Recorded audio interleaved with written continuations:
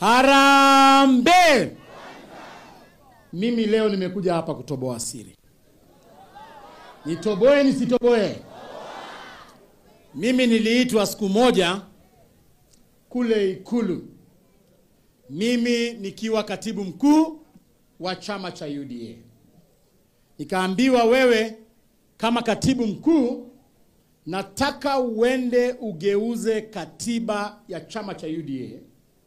Sababu katiba hiyo inasema the party leader atakuwa presidential candidate. Na the deputy party leader atakuwa deputy president.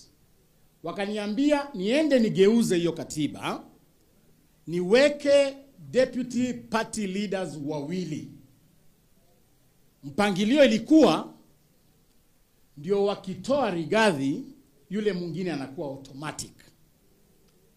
Mimi kama mtoto wa Mluya, ambaye Waluya sisi hatukosei watu, Waluya sisi si waongo, niliambia rais kwamba nikitoka hapa naenda kuambia Rigathi hii maneno ambayo umesema. Nilitoka hapo nikaita Rigathi Gachagua, nikamwambia unapangiwa. Na mimi kama mtu wa ukweli, I will not do that. Wakati waliita mkutano tarehe 16 June, wakaita mkutano ya NEC pale State House, rais alikuwa amejua nimekuja na yale mabadiliko. Nikanyamaza, tukaingia kwenye mkutano, yeye akaanza kuchea mkutano. Wakati mkutano ulikuwa unaendelea, mimi nikatoa makaratasi ile ya watu kusign ile amendments. Nikapitisha, rais ndio alianza kusign. Na unajua pale iko vibaraka wengi, wakiona rais amesign, wote wengine wanasign. So rais akasign wa kwanza, wale wengine wakina Cecil, ule kakunia kangine kanaitwa Ichungwa akasign, wakasign wote. Lakini hawakujua kwamba mimi ile karatasi nilikuwa nimeweka hapo juu ilikuwa inasema we shall only have one deputy party leader who is Rigathi Gachagua. Hayo makaratasi nikapeleka kwa registrar. Sasa ikakuwa ngumu. Wakasema ndio huyu Rigathi atoke, paka Malala pia afanye nini? Atoke. Ndio mimi nikatolewa. Lakini nikasema sababu walikuwa natoa mtu wa kusema ukweli. Nataka kukumbusha Wakenya, Rigathi Gachagua alitolewa kwa sababu ya kuambia president awache kuua majenzi. Nataka kuwakumbusha, Rigathi Gachagua alitolewa kwa sababu ya kupinga ile finance bill. Mimi leo nataka kubadilisha mitabendi kidogo. Mumesema mambo ya Ruto must go, lakini paka tuweke wakora wote pamoja. Tuko na mkora mwingine anaitwa Raila Odinga. We must mention ukora yake leo pia hapa. Niseme nisiseme? Mulikutana KICC, mukasign mkataba, mukasema kwamba chama cha ODM na chama cha UDA kinaungana pamoja, ati muende muhakikishe kwamba wale majenzis walikufa na wale walidhulumiwa wakati wa maandamano wanaenda kukompensetiwa. Raila Odinga, mwaka moja ndio inaisha. We want to ask you, ni jenzi wangapi ambao wamekompensetiwa? Raila Odinga, nataka kukuuliza swali moja. Yule Mbadi ambaye umepatia kazi, huyo ni jenzi ambaye aliuliwa? Yule want to ask you, ni jenzi wangapi ambao wamekompensetiwa? Raila Odinga, nataka kukuuliza swali moja. Yule Mbadi ambaye umepatia kazi, huyo ni jenzi ambaye aliuliwa? Yule mtoto wa Oburu Odinga ambaye umepatia kazi kwa ofisi ya rais, huyo ni jenzi ambaye aliuliwa?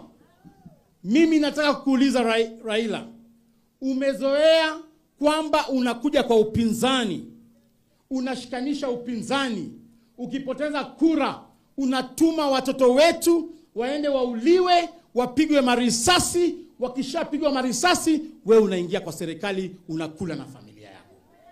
Today I want to call out Raila Odinga kwamba vijana walibubujika damu wakiingia katika parliament, the blood parliament. Walipigwa vifua, wazazi wao wanalia, familia zao zinaumia.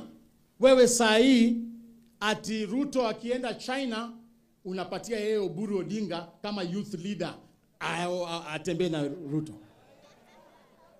Sasa hivi Raila unadanganya wa Kenya ati kwamba wewe hauko kwa serikali. The opposition is seated here. These are the leaders of opposition. Where are you, Raila Odinga? Hawa ndio viongozi wa opposition.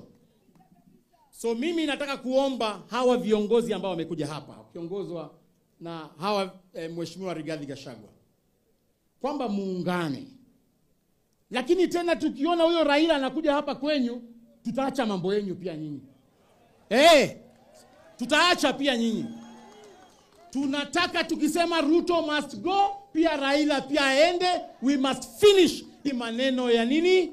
Ya conmanship. Na mwisho, Mheshimiwa Rigathi, vile Mheshimiwa Linturi amesema kwamba ako na interview next week.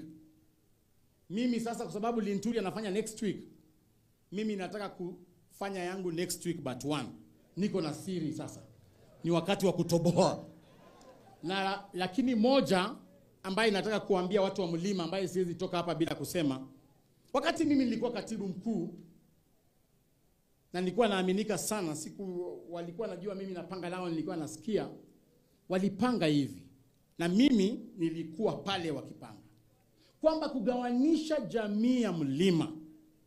Wamefungua vyama zingine mingi ambazo wanakuja kupatia watoto wenyu. Wakuje nazo hapa, wawadanganye ni vyama zenyu, kumbe ni vyama za William Samoei Ruto. Ujue hiyo ni wheelbarrow. Sasa kuna wheelbarrow ya yellow, ya green, ya maroon. Hizo vyama zote ni wheelbarrow.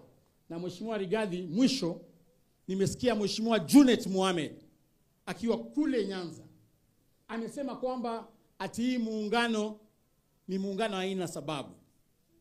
Mimi ningependa kuuliza Junet Mohamed, wewe uko kwa muungano na serikali ambaye inaua wabunge wenyu na risasi kwa barabara.